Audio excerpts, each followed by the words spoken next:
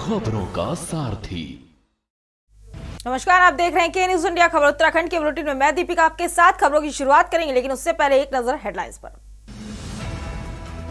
उत्तराखंड में निकाय चुनाव की तारीखों का ऐलान। 23 जनवरी को मतदान, 25 जनवरी मतगणना, 27 दिसंबर से 30 दिसंबर तक के नामांकन पत्र। उत्तराखंड निकाय चुनाव आरक्षण की फाइनल सूची जारी। आपत्तियों के बाद 3 सीटों का आरक्षण बदला। हल्द्वानी सामान्य, अल्मोड़ा ओबीसी और श्रीनगर महिला रिजर्व सीट घोषित। उत्तराखंड के सीएम पुष्कर सिंह धामी को मिला सागर गौरव सम्मान। सीएम धामी को याद आया अपना बचपन। एमपी के सागर जिले में बीता है सीएम धामी का बचपन। फर्जी तरीके से आयुष्मान कार्ड लेने वालों का इलाज करेगी धामी सरकार। नए साल में लेगी कठोर फैसले। नई रणनीति के साथ प्रहार करने की तैयारी। हल्द्वानी के गौलापाट क्षेत्र में संकट में 750 परिवार। बाग जाला क्षेत्र के लोगों को अतिक्रमण हटाने का नोटिस। बुद्ध पार्क में धरने पर बैठे 750 परिवार। मौसम विभाग ने जारी किया बारिश बर्फबारी का अलर्ट। 27-28 दिसंबर को पूरे प्रदेश में बारिश की संभावना। उत्तरकाशी बागेश्वर में बारिश बर्फबारी का अलर्ट। आप देख रहे हैं के न्यूज, खबरों का सारथी। रुक कर लेते हैं खबरों की ओर। खबर आपको उत्तराखंड से बता रहे हैं, जहां अल्मोड़ा जिले के टमटा गांव के तांबा कारीगर आजकल मुश्किलों का सामना कर रहे हैं। एक समय यहां के कारीगर अपने हाथ से बने तांबे के घड़े, मग और गिलास के लिए प्रसिद्ध थे, लेकिन अब इन पारंपरिक सामानों की मांग में भारी गिरावट आई है। कारीगरों का कहना है कि सरकारी सहायता की कमी और युवा पीढ़ी में इस शिल्प को लेकर बेरुखी जैसे कारणों से उनका कारोबार लगातार घटता जा रहा है। देखिए हमारी एक खास रिपोर्ट। उत्तराखंड में अल्मोड़ा के टमटा में तांबा कारीगर परेशान है। उनका कारोबार लगातार गिरता जा रहा है। एक समय में टमटा घड़े, मग और गिलास जैसे तांबे के ऊंची गुणवत्ता वाले सामानों के लिए मशहूर था। इन पर हाथ से कारीगरी की जाती थी। अब कारीगरों का कहना है कि पिछले के पारंपरिक सामानों की मांग काफी घट गई है। कारीगर गिरावट की कई वजह बताते हैं, जैसे सरकारी मदद की कमी, युवा पीढ़ी में इस शिल्प को लेकर बेरुखी। एक कारीगर ने तो यहाँ तक कहा कि यही सिलसिला जारी रहा तो सदियों पुरानी तांबा शिल्प की परंपरा जल्द ही खत्म हो जाएगी।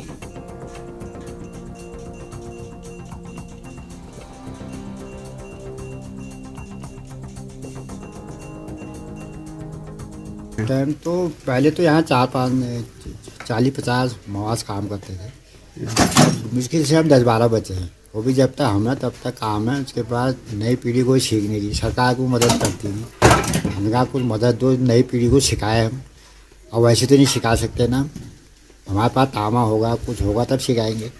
सरकार कोई करती नहीं, खाली कहते हैं ये करेंगे वो करेंगे, करते नहीं।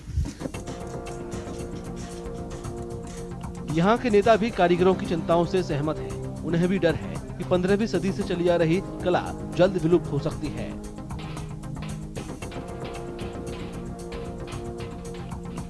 जिस ताम उद्योग को यहाँ के हमारे जो हस्तशिल्पी है, जो ताम के माध्यम से चाहे वो हमारे फौले बनाते हैं, चाहे वो हमारे उसके लिए फिल्टर बनाते हैं या अन्य चीज़ें बनाते हैं, आज उसकी मांग पूरे राष्ट्रीय स्तर पर उसकी मांग होती थी और बहुत यहाँ से आयातित होता था। लेकिन उस समय से देख रहे हैं कि वो निरंतर उसमें कमी आई है। तो कहीं ना कहीं मैं मानता हूँ कि जो हमारे ताम से जुड़े हुए लोग, हमारे कारीगर हैं, हस्तशिल्पी हैं, उनको उनके उन्नयन के लिए उनको प्रोत्साहित करने के लिए सरकार ने कोई ठोस दीर्घकालीन योजना बनानी चाहिए और उसके लिए प्रयास करना चाहिए। कहीं ना कहीं ये विलुप्त की ओर कगार पे खड़ी हो रही है। ताम्र उद्योग मैं समझता हूँ जब से अल्मोड़ा शहर की स्थापना हुई है 15वीं शताब्दी में, तभी से ताम्र उद्योग यहाँ पर चल रहा है। और यहाँ पर ये भी माना गया है कि अल्मोड़ा में भी तांबे की खानें कुछ स्थानों पर थी। अब लेकिन धीरे धीरे ये उद्योग जो है समाप्त प्राय हो रहा है। हालांकि कुछ तांबा व्यापारियों को हालात बदलने की उम्मीद है। एक व्यापारी ने बताया कि खासकर कोविड महामारी के बाद तांबे के गुणों को देखते हुए इस धातु के बर्तनों की मांग बढ़ी है।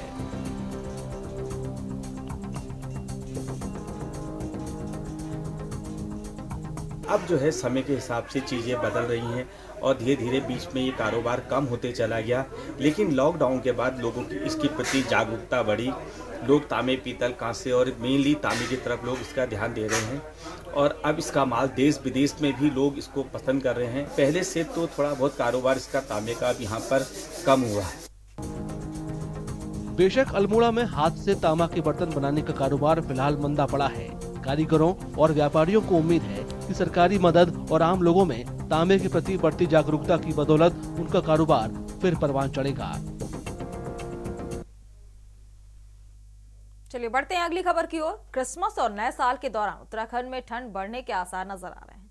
मौसम विभाग ने प्रदेश के पर्वतीय जिलों में बारिश के साथ ही बर्फबारी का अंदेशा जताया है। मौसम विभाग के मुताबिक देहरादून के पर्वतीय इलाकों समेत उत्तरकाशी, रुद्रप्रयाग, चमोली, टिहरी, बागेश्वर, पिथौरागढ़ और अल्मोड़ा जिले में हल्की बारिश व बर्फबारी की संभावना है। हालांकि अन्य जनपदों में मौसम शुष्क रहेगा। वहीं बारिश और बर्फबारी से तापमान में गिरावट के साथ ही पहाड़ से लेकर मैदान तक ठंड बढ़ सकती है।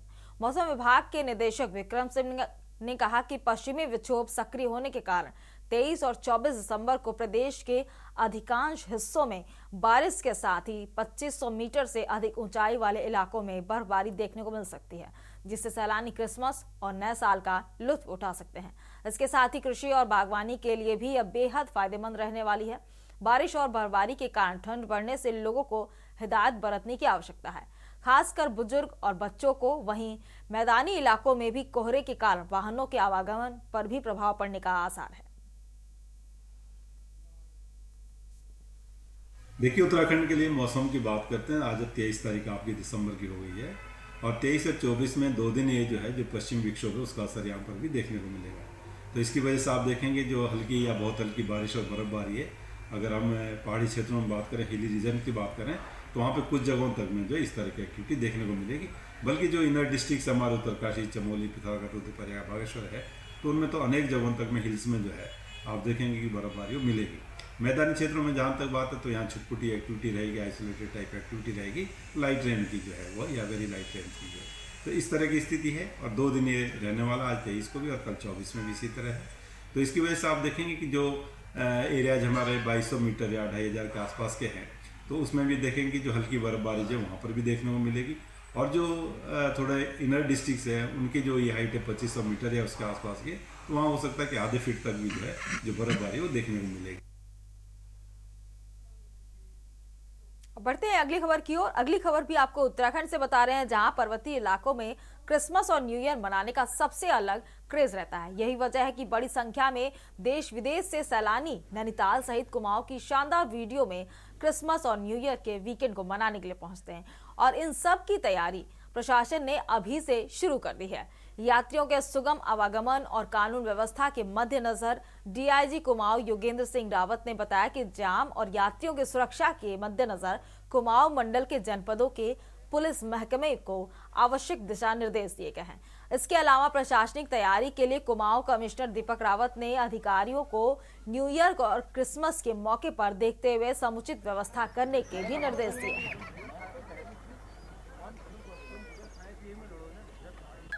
सही का और इस वक्त काफ़ी आवाजाही रहती है। इनफैक्ट वीकेंड्स तो पहले से ही भरने लग गए हैं और होटल्स में भी अच्छी ऑक्यूपेंसी है, अच्छी सजावट की गई है, अच्छे अट्रैक्टिव पैकेजेस दिए जा रहे हैं। और क्रिसमस और न्यू ईयर पे प्रशासन पुलिस के लिए 2-3 तरह के चैलेंजेस होते हैं। सबसे पहला तो होता है ट्रैफिक जैम्स का और पार्किंग का। दूसरा हमारा होता है रैश ड्राइविंग का या फिर इस दौरान शराब पी के गाड़ी चलाना, उससे होने वाले एक्सीडेंट्स।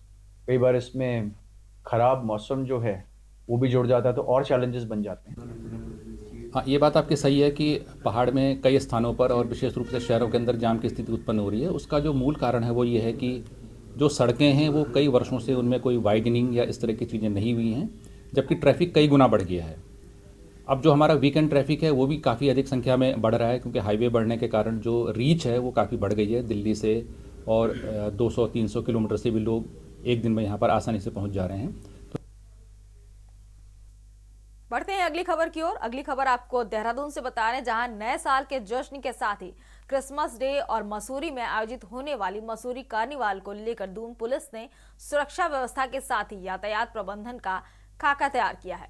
जिसकी जानकारी देते हुए एसपी सिटी प्रमोद कुमार ने कहा कि पूरे शहर भर में करीब 250 से ज्यादा ड्यूटी पॉइंट्स सुनिश्चित किए गए हैं। साथ ही 46 बैरियर भी इस दौरान लगाए जाएंगे, जिससे कि सुरक्षा व्यवस्था चाक चौबंद रहे। प्रमोद कुमार ने कहा कि इस दौरान दून पुलिस का विशेष फोकस ओवर स्पीड के साथ ही शराब पीकर वाहन चलाने वालों पर रहेगा। साथ ही आगामी दिनों में होने वाले आयोजनों पर ड्रोन से भी निगरानी रखी जाएगी, ताकि व्यवस्थाएं चाक चौबंद बनी रहें, जिससे आम जनता को कोई समस्या न हो।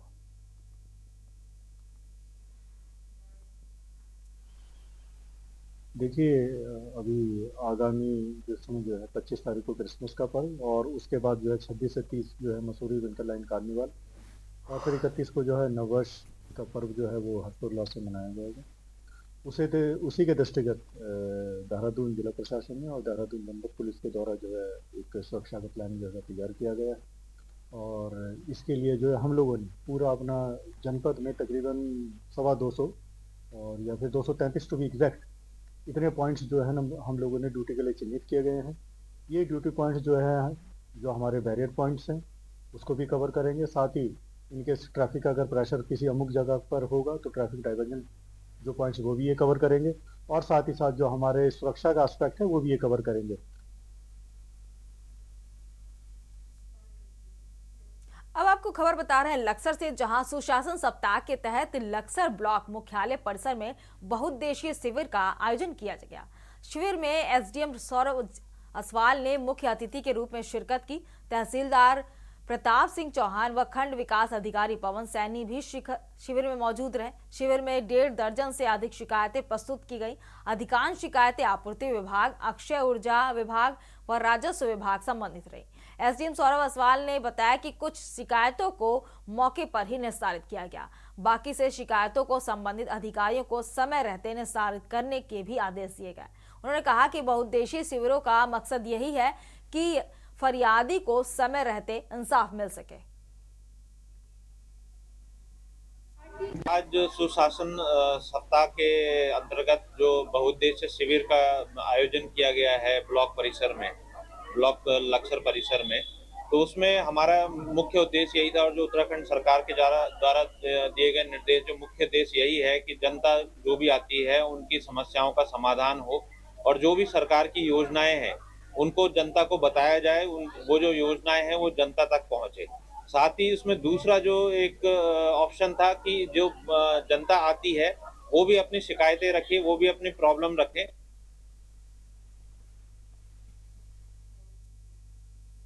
अब बढ़ते हैं अगली खबर की ओर। अगली खबर आपको उधम सिंह नगर से बता रहे हैं, जहां डीएम कार्यालय परिसर में जमीन विवाद के चलते दो पक्षों के बीच हिंसक झड़प हो गई। मामला उस समय तूल पकड़ गया जब दोनों पक्ष तारीख पर मौजूद थे। पहले तो दोनों पक्षों के बीच लात घूंसे चले, लेकिन मामला बढ़ते ही एक पक्ष ने लाठी डंडों से लैस होकर दूसरे पक्ष पर हमला कर दिया। इस हमले में एक पक्ष के पिता और पुत्र गंभीर रूप से घायल हो गए। घटना ने जिला प्रशासन और सुरक्षा व्यवस्था पर गंभीर सवाल खड़े कर दिए हैं। यह चिंताजनक है कि अपराधियों में कानून और पुलिस का कोई खौफ नहीं बचा है। दिन दहाड़े जिला मुख्यालय परिसर में इस प्रकार हथियारों से लैस होकर बदमाशों ने हमला किया और घटना को अंजाम देने के बाद मौके से फरार हो गए।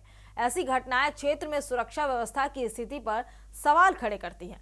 घटना की जानकारी मिलते ही सीओ पंतनगर भूपेंद्र सिंह नेगी पुलिस बल के साथ मौके पर पहुंचे और मामले की जांच शुरू की। पुलिस ने घायलों को अस्पताल पहुंचाया और हमलावरों की तलाश में सघन अभियान चलाया। प्रशासन का कहना है कि दोषियों के खिलाफ सख्त कार्रवाई की जाएगी, लेकिन इस घटना ने प्रशासनिक सुरक्षा व्यवस्था की कमी को उजागर कर दिया है।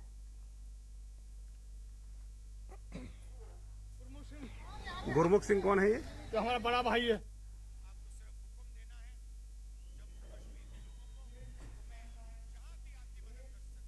खबरों का सिलसिला लगातार जारी रहेगा। रुकते हैं छोटे से ब्रेक के लिए, जल्द हाजिर होंगे।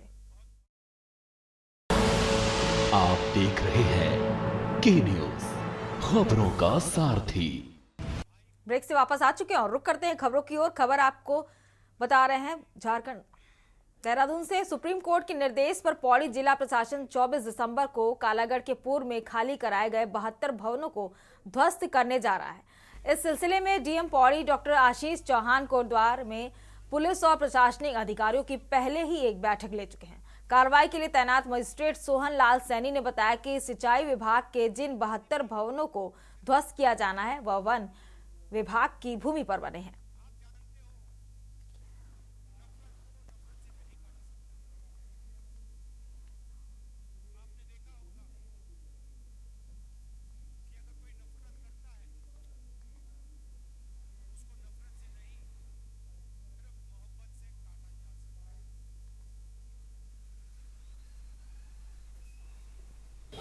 देखिए, कालागढ़ में जो वन विभाग की जो भूमि है उस पे जब उस समय बांध बना था तो उसमें सिंचाई विभाग के कुछ आवास बने थे और उन पे अभी कुछ अवैध कब्जे किए गए थे। बाद में ये हुआ कि वो खाली करा दिए गए हैं। तो 72 आवास ऐसे हैं जिसमें जो अभी रिक्त हैं। तो जो रिक्त आवास हैं उनको जो है कल 24 तारीख में जो है उनको तोड़ा जाएगा। रुक करते हैं अगली खबर की ओर। अगली खबर आपको हल्द्वानी से बता रहे, जहां गौलापाट क्षेत्र के 750 से अधिक परिवारों के ऊपर बड़ा खतरा मंडरा रहा है। वन विभाग ने बागजाला क्षेत्र के लोगों को अतिक्रमण हटाने का नोटिस दिया है। इसके बाद से ही ग्रामीण आंदोलित हो उठे हैं। आपको बता दें कि हल्द्वानी के बुद्ध पार्क में धरना करते हुए ग्रामीणों ने जुलूस निकाल कर प्रदर्शन किया और बागजाला क्षेत्र में केंद्र सरकार की जल जीवन मिशन, राज्य सरकार की सड़क, बिजली, पानी जैसी सभी योजनाओं का दोबारा शुरू करने की मांग की। वहीं लोगों का कहना है कि सरकार ने अतिक्रमण का नोटिस देते हुए उनकी सभी सुविधाओं को बंद कर दिया है, इसीलिए सभी ग्रामीण आंदोलनरत हैं।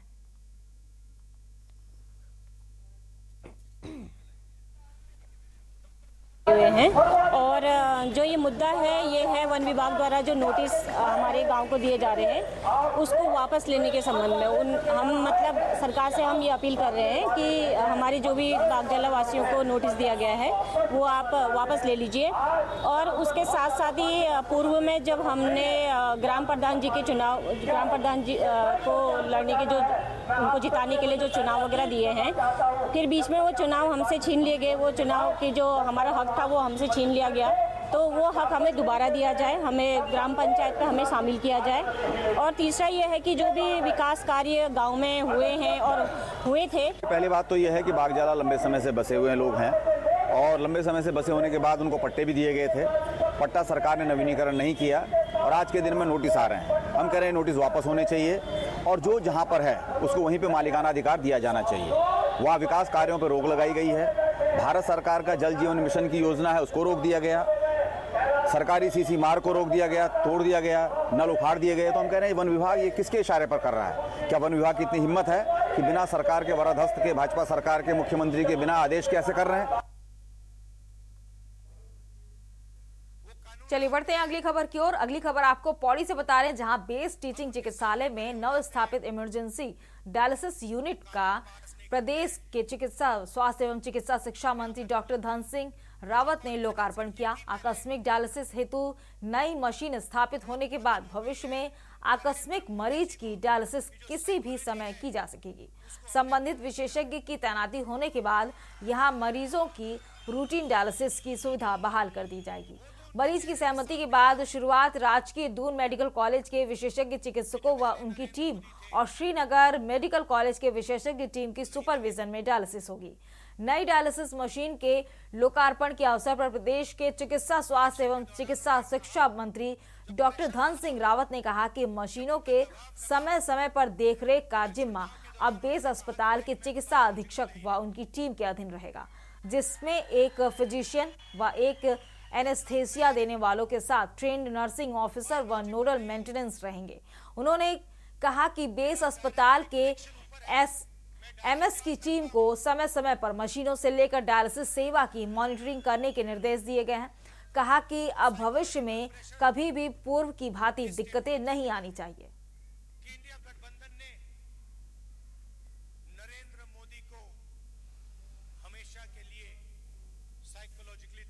अब रुक कर लेते हैं अगली खबर की ओर। अगली खबर आपको देहरादून से बता रहे हैं, जहां गांधी पार्क में भारतीय किसान यूनियन के सदस्यों ने पंजाब में हो रहे किसानों के उत्पीड़न के विरोध में सांकेतिक उपवास रखा।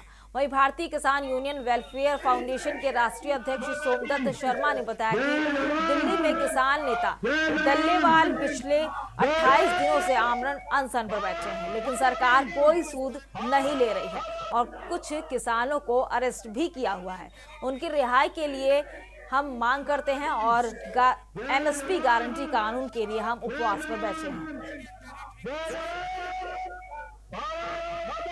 आज हमारा यहाँ गांधी पार्क में एक उपवास चल रहा है, जिसका कारण है कि हमारे दिल्ली में जो हमारे डल्लेवाल साहब किसान नेता है, आज 28 दिन हो गए आमरण अनशन पर। सरकार उनकी कोई सुध नहीं ले रही और हमारे कुछ जो किसान भाई है उन्हें अरेस्ट किया हुआ उनकी रिहाई के लिए, एमएसपी गारंटी कानून के लिए आज हम लोग यहाँ बैठे हैं। आज हमारे किसानों के मसीहा, किसानों के भगवान कहे जाने वाले चौधरी चरण सिंह, पूर्व प्रधानमंत्री, उनका आज जन्म दिवस है, जो किसान दिवस के रूप में मनाते हैं। खबर मंगलौर से बता रहे हैं, जहां किसानों के मसीहा कहे जाने वाले भारत रत्न पूर्व प्रधानमंत्री चरण सिंह की जयंती मंगलौर कांग्रेस विधायक काजी निजामुद्दीन द्वारा मनाई गई। चौधरी चरण सिंह की जयंती के कार्यक्रम में कांग्रेस के कई दिग्गज नेता शामिल हुए और किसान मसीहा को पुष्प अर्पित कर श्रद्धांजलि दी। कार्यक्रम में प्रदेश के पूर्व मुख्यमंत्री हरीश रावत, कांग्रेस के जिला अध्यक्ष सहित कांग्रेस राष्ट्रीय सचिव और कांग्रेस के कई दिग्गज नेता भी शामिल हुए। कांग्रेस राष्ट्रीय सचिव विधायक काजी निजामुद्दीन ने कहा कि किसानों के मसीहा ने किसानों के हितों के लिए हमेशा आवाज उठाई है। उन्होंने कहा कि भाजपा पर आरोप लगाते हुए कि ये सरकार किसान विरोधी है, भाजपा किसानों का शोषण करती आ रही है, किसान बेहाल है, लेकिन कांग्रेस चौधरी चरण सिंह के बताए गए रास्तों पर चल रही है। के रूप में चौधरी चरण सिंह जी की पुण्यतिथि को हम लोग मनाते हैं और ये हर साल जिस दिन से चौल साहब इस दुनिया से गए हैं, मेरे पिताजी के टाइम से अब तक हम मनाते हैं। आपके चौल साहब के किसानों के मसीहा रहे, इन चौल साहब के आदर्शों को हम लोग याद कर सके। भारत के पूर्व प्रधानमंत्री भारत रत्न श्री चौधरी चरण सिंह जी का जन्मदिन है। उनको आज इस मौके पे काजी भाई जो वर्षों से इनको याद करते हैं, तो आज उनकी जयंती है। यहाँ पर सब लोग इकट्ठे हुए हैं। आज इसलिए भी इकट्ठा हुए कि उनके दिए हुए आदर्श एक महान व्यक्ति थे। उत्तराखंड की बुलेटिन में मेरे साथ फिलहाल इतना ही। आप देखते रहिए के न्यूज़ इंडिया। नमस्कार। आप देख रहे हैं के न्यूज़, खबरों का सारथी।